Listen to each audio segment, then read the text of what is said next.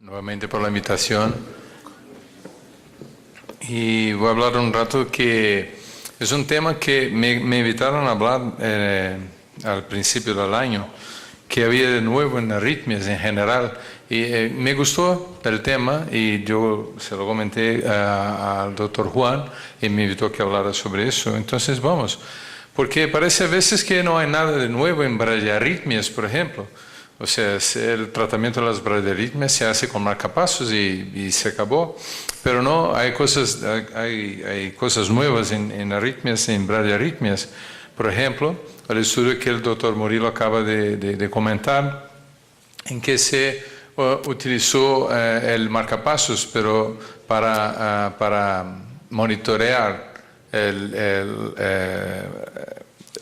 taquicardias auriculares subclínicas, y se nota que en 2.500 pacientes con un marcapasos o desfibrilador, y que a los 3 meses de monitorización para taquiarritmias auriculares subclínicas con esas características en un seguimiento de 2 años y medio, se comprobó que los enfermos que tenían taquicardias subclínicas tenían más AVC. Entonces, mostrando la importancia de las taquicardias subclínicas, entonces se puede utilizar marcapasos además del tratamiento, pero también como una herramienta para el diagnóstico de arritmias. Pero sí hay muchas cosas nuevas, y eso, por ejemplo, publicado en Circulation a principios de ese año, mostró la utilización de las células tronco para desarrollar miócitos, cardiomiócitos, y esos cardiomiócitos se comprobó que pueden tener actividad rítmica. Entonces, quizás dentro de unos años tendremos marcapasos genéticos, tendremos marcapasos celulares.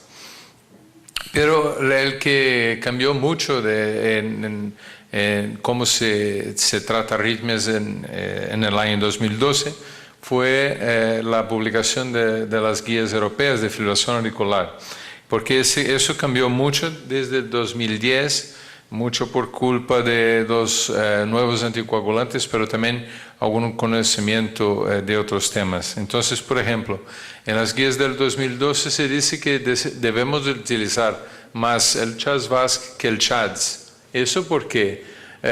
Y hay todo un nuevo concepto. O sea, que antes el concepto era que teníamos que encontrar el paciente de alto riesgo y entonces el paciente de alto riesgo merecía el tratamiento con anticoagulantes. Y ahora se hace al revés. Ahora es que todos deberían ser anticoagulados. La única cosa es que cuál es realmente el de bajo riesgo y por lo tanto no se beneficiaría de la prevención. Entonces todo al revés, incluso por la facilidad de utilizar los nuevos anticoagulantes, ¿no? Entonces, por ejemplo, un enfermo con edad por debajo de los 65 años y que no tiene ninguna cardiopatía, bueno, entonces ese es el low native fibrillation y ese no se beneficia, ese es el de bajo riesgo. Pero acordaos que muchos pacientes clasificados como bajo riesgo con el CHADS tienen aún una tasa de AVC del 1,5% al año. O sea que no es un paciente realmente bajo riesgo, y el CHADS es 0, entonces no identifica el paciente de verdad de bajo riesgo. Mujeres que solo tienen el género, porque acordaos que el CHADS-VASc lleva en contra el género, las mujeres llevan un punto. Entonces, si las mujeres que si tienen solo el género como un único factor de riesgo, o sea que el CHA2-VASc de 1, la mujer CHA2-VASc 1, no necesita anticoagulación si son edad bajo del 65 y FA aislada. Pacientes con fibrilación auricular e insuficiencia renal es difícil y las guías europeas dicen que no ha sido adecuadamente estudiado, la estratificación de riesgo es compleja, eso por la dificultad de la utilización de la varfarina y también de algunos otros anticoagulantes, notadamente la dabigatrana. Y cuidado con la función renal de los enfermos, porque con la función renal cambia con el tiempo. A veces empezamos un anticoagulante, incluso los nuevos, y si la función renal es rebajada con el tiempo, puede que el paciente aumente su riesgo de hemorragia. Los nuevos anticoagulantes orales en las directrices esas tienen un montón de informaciones de los tres, del dabigatran, del rivaroxaban y apixaban. Aquí hay un montón de informaciones y ha cambiado alguna cosa en las indicaciones, pero lo más importante es que aquí está más claro un poco de la utilización, por ejemplo, de la tríplice terapia, o sea, del anticoagulante y aspirina y clopidogrel para los que son sometidos a angioplastia.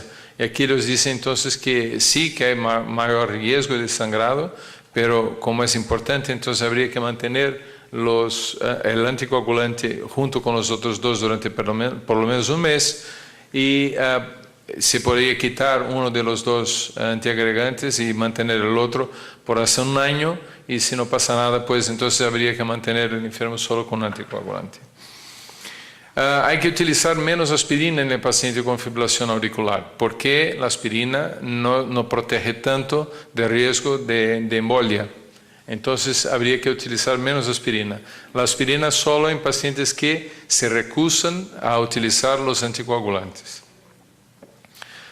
También hay datos nuevos para la utilización de los nuevos anticoagulantes para la cardioversión, que antes no teníamos, y aquí dicen que hay datos con el uso de la dabigatrana para la cardioversión y que se puede utilizar la dabigatrana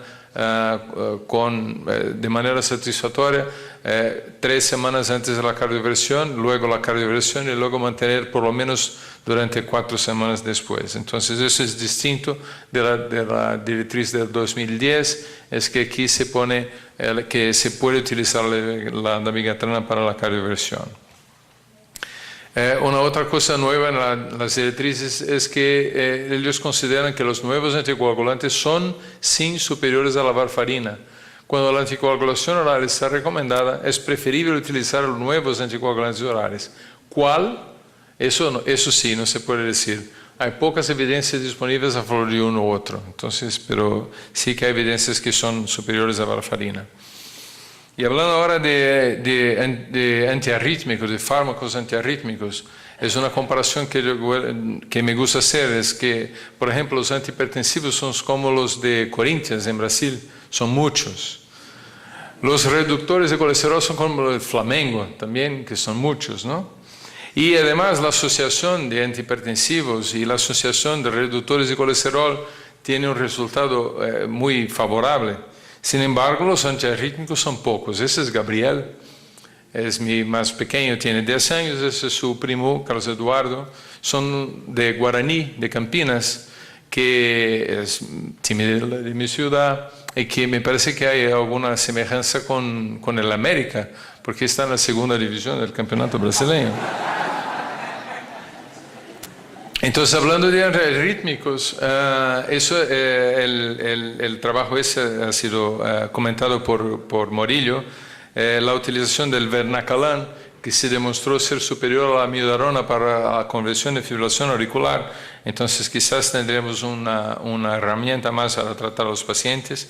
Y además, el interesante es que se utilizó el vernacalan en pacientes con infarto del miocardio. Eso es una limitación, que es que no se debe utilizar, muchos de los fármacos no se deben utilizar en pacientes isquémicos, y el vernacalan parece seguro, incluso con una fracción de eyección por debajo de los 50%. Entonces, en las directrices europeas se recomienda el vernacalan para la conversión de fibrilación auricular. Aquí se pone el vernacalan en muchas situaciones, o sea que tenemos alguna cosa más que hacer.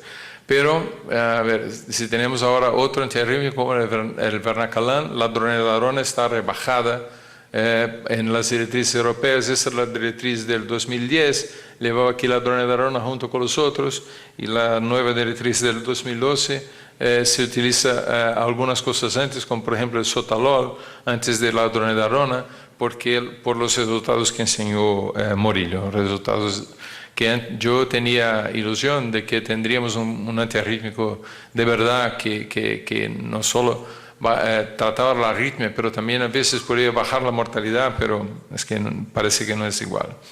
Y no tenemos en Brasil, y tampoco creo que vamos a tener. Una otra cosa, de nuevo, en las guías europeas es una fuerte recomendación a favor de la ablación. Entonces, pacientes con fibrilación auricular paroxística sin cardiopatía estructural, ellos indican incluso a veces como tratamiento de elección. Aquí datos en favor de la ablación con recomendación clase 1A y 1B y 2A como tratamiento inicial en algunos pacientes. Y para eso tenemos novedades, ¿no? El estudio Toccata ha sido publicado en Heart Rhythm a principios del año, que utilizó la detección del contacto del catéter con el tejido. Entonces, con eso se consigue una lesión mejor. El doctor Karl-Heinz Cook cree mucho en esta técnica y que con eso podríamos mejorar la ablación de la fibrilación auricular.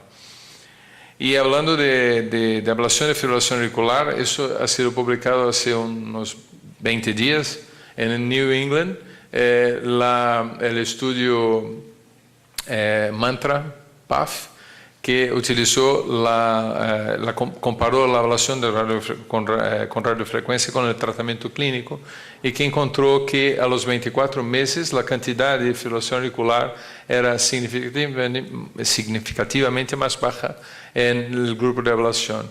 Entonces, que la técnica está mejorando y los resultados parecen estar mejorando, o sea que se está utilizando cada vez más la ablación para los pacientes con fibrilación auricular.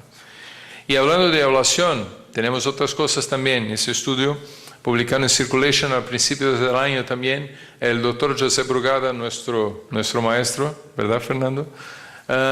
Publicó un resultado de un estudio en que se utilizó la resonancia juntamente con una técnica de mapeo electroanatómico para tratar taquicardias ventriculares con mejores resultados. O sea que cada vez más vamos a utilizar esas herramientas para tratar a los pacientes. Y además de otras, y unos juguetes como este, que es la navegación robótica.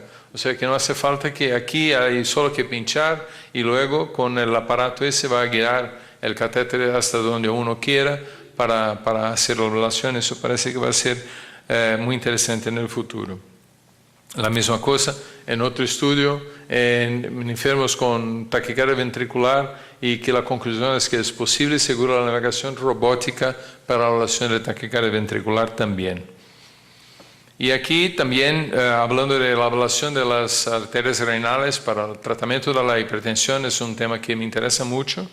Me interesa porque yo soy hipertenso. Yo espero que con el desarrollo de eso me pueda hacer eso y no necesito tomar 3 o 4 pastillas, ¿no? Entonces, pero eso es un tema muy antiguo. Hay un trabajo publicado en el JAMA del año 1953 donde se hacía cirugía y con la cirugía se podía hacer la denervación y con eso se bajaba la tensión arterial de los enfermos en una época que había incluso poca medicina, pero ahora se hace por vía ablación de las arterias renales.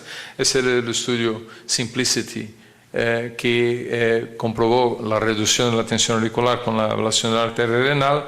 Y hace también algunas semanas se publicó, y alguien habría preguntado del coste-efectividad de la ablación de las arterias renales para el tratamiento de hipertensión. Eso está publicado en el European Heart Journal, y la conclusión es que la ablación de la arteria renal es coste-efectiva. ¿Por qué? Por eso, por la reducción de los medicamentos y las reducciones de complicaciones. Bueno, entonces la conclusión es que hay un gran desarrollo de técnicas, hay novedades en términos de genética, de imagen, de monitorización y tratamiento farmacológico y no farmacológico, así que creo que el futuro, las arritmias tienen mucho futuro. Pues gracias por su atención.